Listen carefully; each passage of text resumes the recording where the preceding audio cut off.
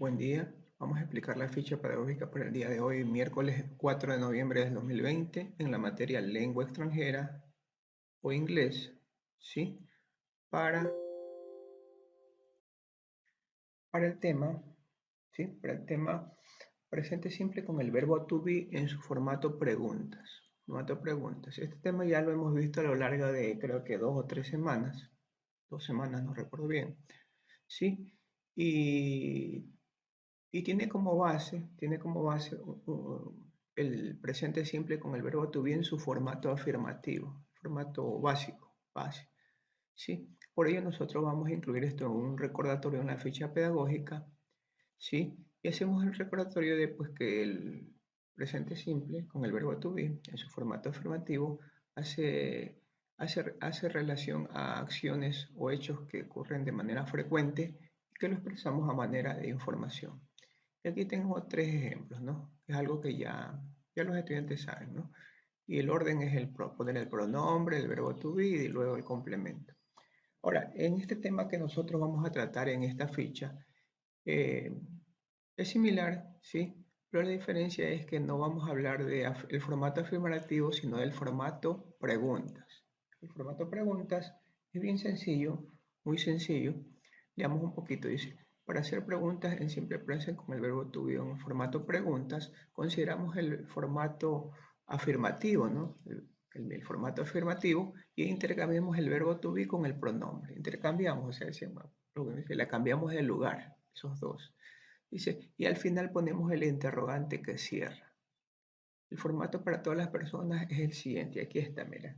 Lo que hemos hecho es intercambiar el pronombre con el verbo to be. Si el pronombre estaba primero, ahora va segundo. Y si el verbo to be estaba segundo, ahora va primero. Y finalmente ponemos aquí el signo de el interrogante que cierra. ¿Sí? No se necesita aquí hacer uso o poner el interrogante que abre. En inglés no se acepta, no es aceptado, ¿no? Entonces, poner esto para que quede resaltado, para que el estudiante sepa que eso hay que hacerlo, ¿no? En inglés hay que poner el interrogante que cierra, no interesa el interrogante que abre. Bueno, y ahí están los ejemplos, son los mismos ejemplos del afirmativo. Sí, sino la diferencia que está en que se hace en formato pregunta, ¿no? ¿Esto qué significa? Por ejemplo, am I a good student? Yo soy un buen estudiante. Una pregunta, una autopregunta, pero bueno, como ejemplo sí vale la pena, ¿no? Dice, él es un estudiante. Is he a student? Are we cousins? Somos nosotros primos.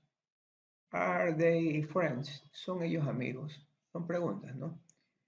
Sí, entonces, bueno, esa es la forma que tienen que preguntar. Ahora, preguntar de esa manera implica que vamos a recibir una respuesta y necesariamente va a ser una respuesta corta. Es decir, que va a ser una respuesta de sí o no. ¿Sí? Sí o no. Entonces, aquí observamos, ¿no? Por ejemplo, si nosotros preguntamos de esa manera, para la primera persona nos tienen que responder yes, I am. ¿Y eso qué significa sí? O si es para la segunda o tercera persona, yes, he is. Eso significa literalmente sí en inglés. ¿Sí? Yes, she is, literalmente sí. Entonces, es una forma media complicada de responder, pero así funciona ese lenguaje, ¿no?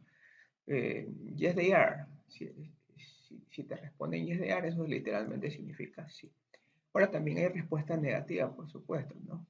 Y ahí está más complicado incluso porque dice que tú tienes que responder no I am not, no I am not, si quieres responder no, que es una respuesta corta, ¿no? Pero también se acepta que tú abrevies. En ese caso tú tienes que poner no I'm not, no I'm not, ¿sí? Si tú, por ejemplo, en la segunda persona perdón, en la tercera persona del singular, en she, tú respondes no she is, también es aceptado que pongas no she's not, no she's not, ¿sí?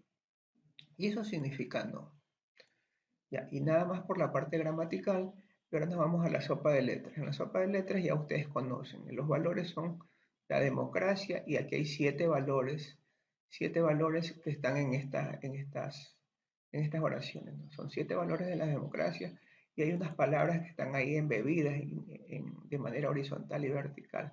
Tú las tienes que averiguar, ¿no? Tienes que afinar la vista y averiguarlas y las vas a poner aquí en esta parte de aquí. Sí, una vez que las hayas encontrado, pues las traduces. Las traduces y las pones en su respectiva posición. Sí, ahí las escuchas y las pronuncias. Luego te vas a este conjunto de frases y oraciones, y pones la palabra que le calce, la palabra que le calce a la que se adapte, a la que tenga mejor sonido, ¿sí? Y la que se adapte más claro, ¿no? Entonces ahí lo ponemos la palabra y llenamos esto y luego lo traducimos. Lo traducimos cuando ya está lleno, ¿no?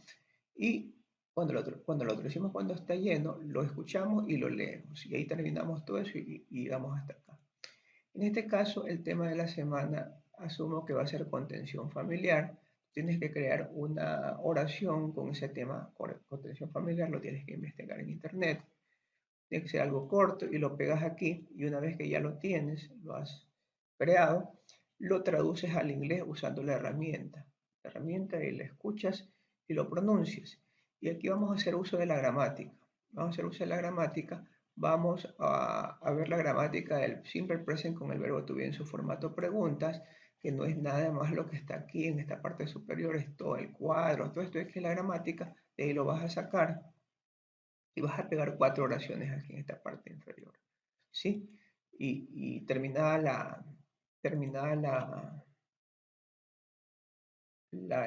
actividad, ¿no?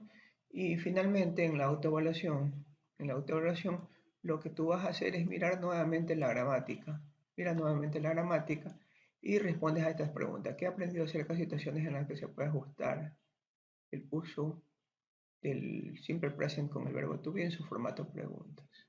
Sí, y nada más.